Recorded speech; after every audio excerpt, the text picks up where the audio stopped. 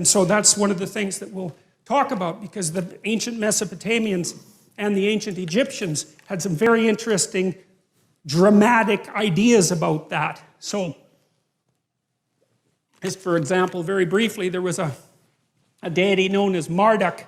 And Marduk, he was a Mesopotamian deity. And imagine this is sort of what happened, is that as an empire grew out of the post-Ice Age, say 15,000 years ago, 10,000 years ago, all these tribes came together, and these tribes each had their own deity, their own image of the ideal, but then they started to occupy the same territory, right?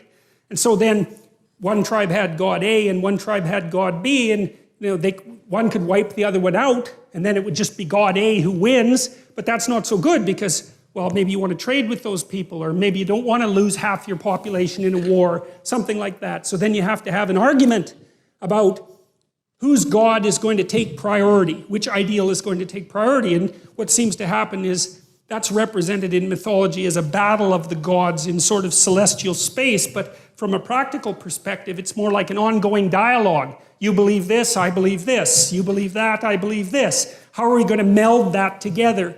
So you take God A and you take God B, and maybe what you do is extract God C from them